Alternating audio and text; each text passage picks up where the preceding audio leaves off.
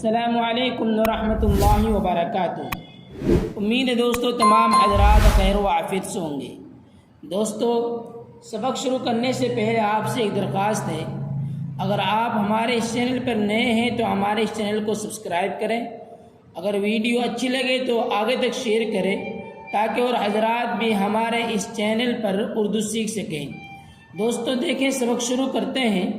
بسم اللہ الرحمن الرحیم۔ یہ ہماری کتاب اردو زبان کی چوتھی کتاب ہے اور اس کتاب کا یہ سبق چھٹا سبق ہے، اور اس سبق میں ہم آپ کو ایک بادشاہ کے حالات بیان کریں گے کہ اس کا گزر کس چیز پر ہوا کرتا تھا۔ دیکھیے، سلطان ناصر الدین، کیا نام ہے؟ سلطان ناصر الدین دلی کے بادشاہوں میں سلطان ناصر الدین بڑا نیک اور خلیق، شجاع، عابد اور سخی تھا۔ بڑا نیک اور خلیق، شجاع، عابد اور سخی تھا۔ اس کا دربار اور سلطنت کا ساز و سامان تو نہایت شاندار تھا۔ اس کا دربار اور سلطنت کا ساز و سامان تو نہایت شاندار تھا، مگر اپنی بود و باش کا خاص محل نہایت سادہ اور بے تکلف تھا۔ محل نہایت سادہ اور بے تکلف تھا، اور بادشاہوں کی طرح اس کی حرم سرا بیگمات اور کنیزوں کی چھاونی نہ تھی۔ اس کی حرم سرا بیگمات اور کنیزوں کی چھاونی نہ تھی۔ صرف ایک بیگم تھی، وہی بیچاری گھر کا سب کام کاج کرتی، کھانا بھی اپنے ہاتھ سے پکاتی۔ ایک روز اس نیک بخت بی بی نے سلطان سے درخواست کی کہ ایک لونڈی باورچی خانے کا کام کرنے کو خرید لیجیے۔ ایک لونڈی باورچی خانے کا کام کرنے کو خرید لیجیے تو بہتر ہو، روٹیاں پکانے سے میرے ہاتھ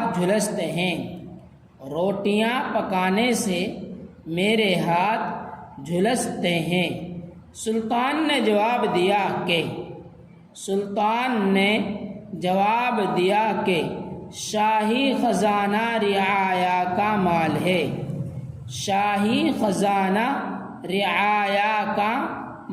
ہے، میرا حق اس میں کچھ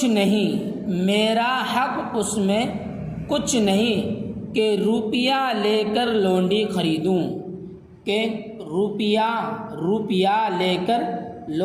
خریدوں۔ میرا ذاتی خرچ قرآن شریف کی کتابت سے چلتا ہے۔ میرا ذاتی خرچ قرآن شریف کی کتابت سے چلتا ہے۔ اس میں صرف کھانے پہننے کا گزارا ہو سکتا ہے۔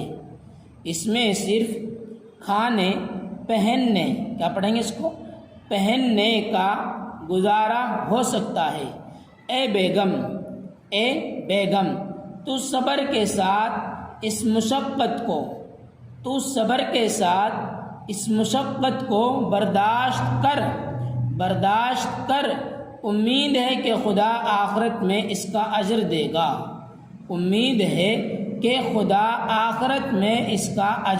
گا۔ تمام عمر اس بادشاہ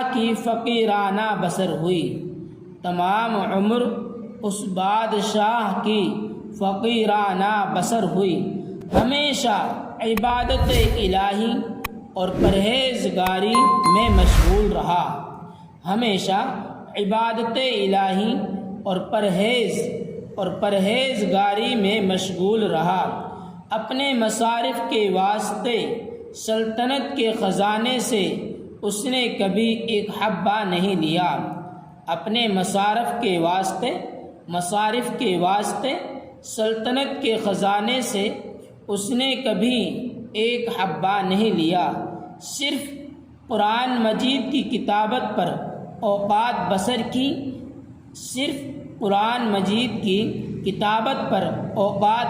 کی۔ ایک بار کسی امیر نے اس خیال سے کہ بادشاہ کے ہاتھ کا لکھا ہوا قرآن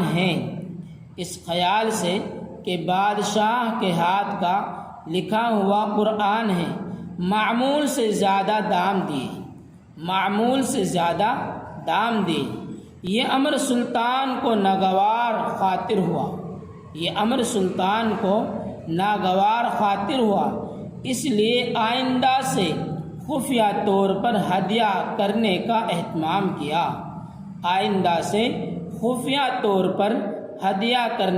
اہتمام کیا۔ اسی بادشاہ کے عہد سلطنت میں ہلاکو خان مغل کا ایلچی آیا تھا۔ اس کے استقبال کو سلطان کا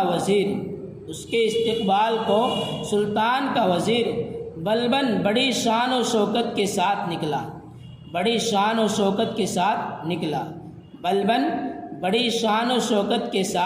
نکلا، جس کی جلوں میں 50,000 سوار، 2 لاکھ پیادے اور 2,000 جنگی ہاتھی تھے۔ اس وقت طبل و نقارہ کی صدا، نفیریوں کا شور، ہاتھیوں کا چنگھاڑنا، گھوڑوں کا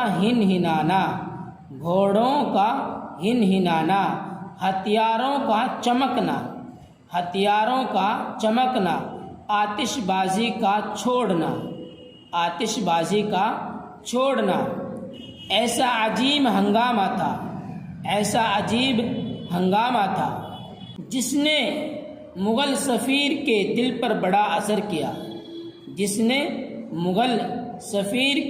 پر بڑا اثر کیا۔ جب اس کو سلطانی دربار میں بار ملا تو بارگاہ کی آرائش اور اس میں عالی جاہ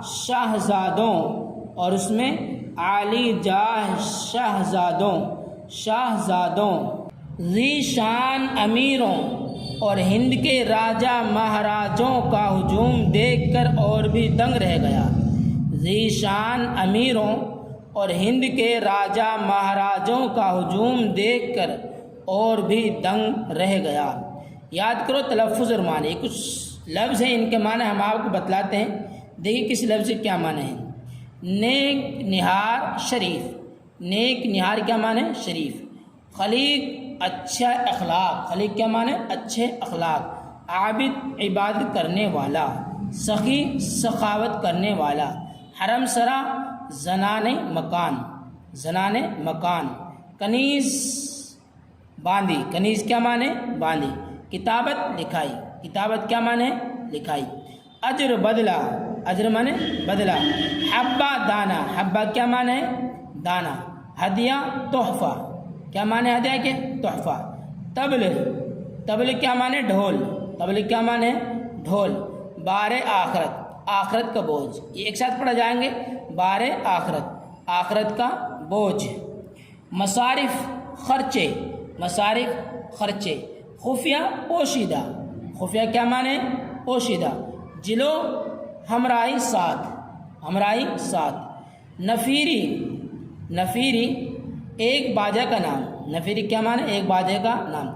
بارگاہ دربار شاہی، بارگاہ دربار شاہی. تو دوستو یہاں تک کہ ہمارا سبق ہوا. اس سبق کو آپ بہت دھیان سے سمجھیں اور سنیں. اور اس سبق کے اندر ایک بادشاہ کا واقعہ ہے کہ اس نے اپنی زندگی کیسے بسر کی. اور اس ویڈیو کو ہمارے آگے تک شیئر کریں تاکہ اور حضرات اس واقعے سبق حاصل کر سکیں. دوستو پھر ملتے ہیں اگلے سبق کے ساتھ. السلام علیکم ورحمۃ اللہ وبرکاتہ.